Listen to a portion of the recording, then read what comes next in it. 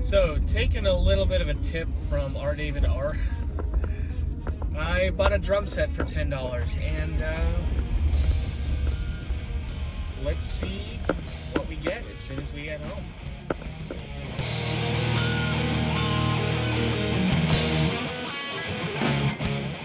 All right, now we're back in the garage. Let's take a look at what's going on. Okay, so first things first, let's take a look at the cymbals because, believe me, they are the most uninteresting thing about this drum set. So here's a pair of hi-hats. If I had to take a guess, I'd say 14 inches. They are made out of the absolute cheapest brass, just garbage. But I know I can do something with it.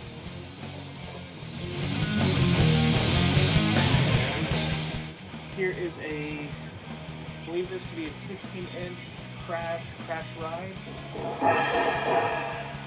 Doesn't sound very good. Let's grab a drumstick.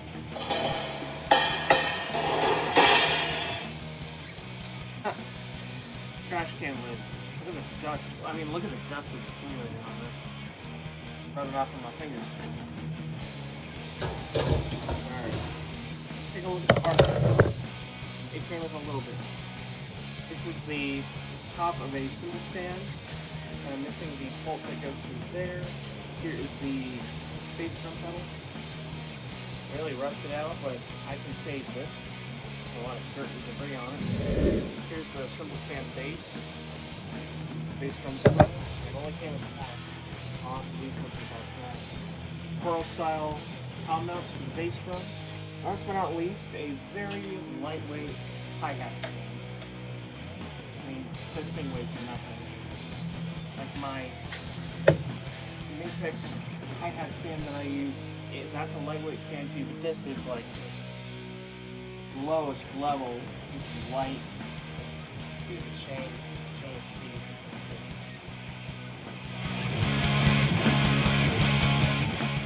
Well, let's see. Oh yeah. Only the finest squeak.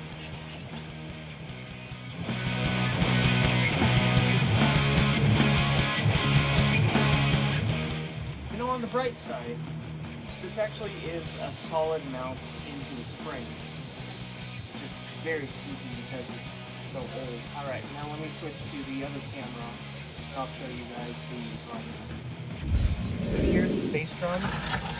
If I had to take a wild guess, I'd say 16 by 22. It is a Gammon percussion kit. 16-inch floor tom, and I think that tom might be a 13, maybe a 12. I do have some spare drum heads over here, so we'll see. So yeah. Alright, so a couple quick things. I got the logo head bass drum hoop off of bass drum.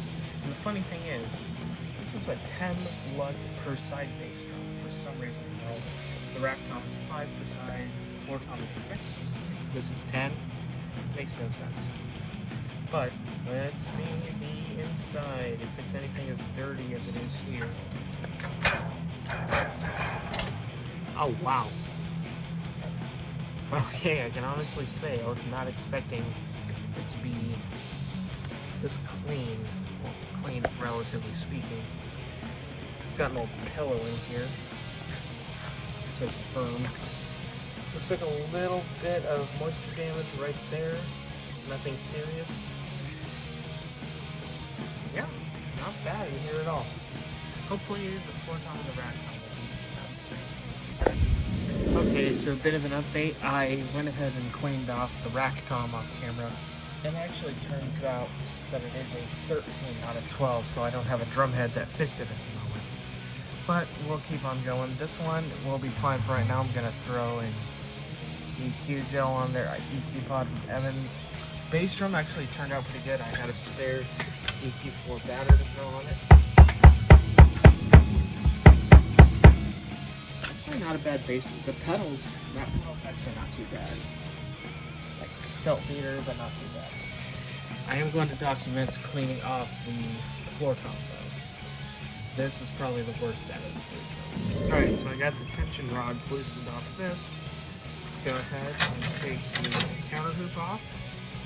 I'm going to clean that here in a sec. Let's take the drum head off. Okay, not too bad.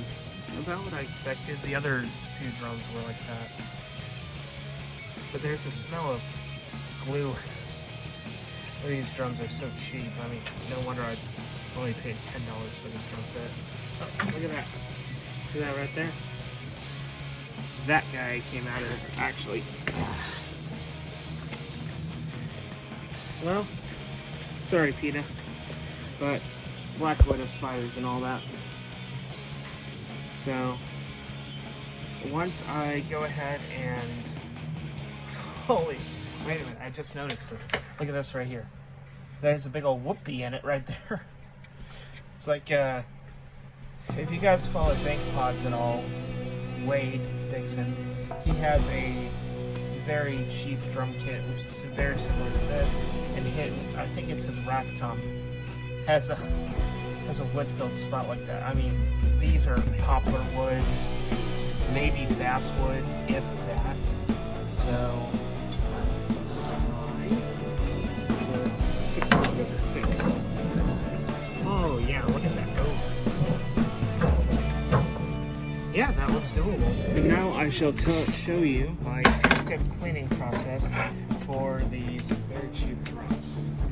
So first, take your wet rag. Just clean off the dirt and debris. Get all the way around the lugs. And just clean it all the way around. Like so. Man, this thing's dirty.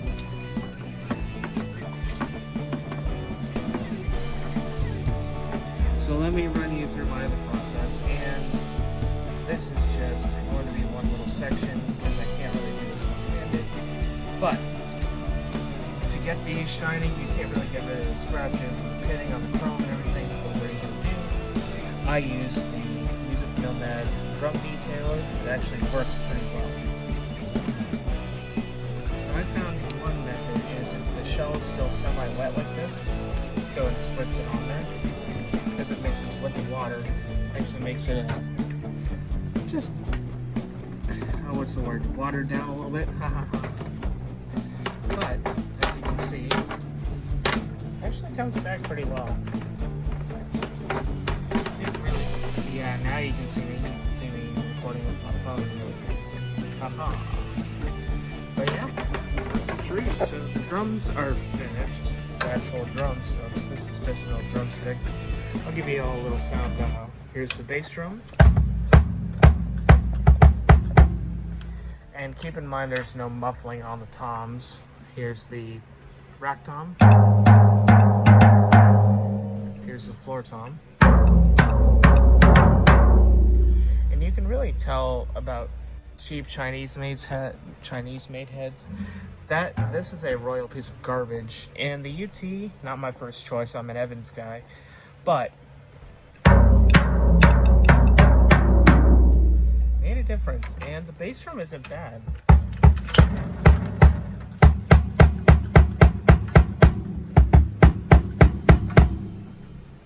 You guys enjoyed this little video about cleaning up this whole Gammon kit. I guess I'll just blacked out, I guess I should say. It's honestly not bad. Join me for part 2 because I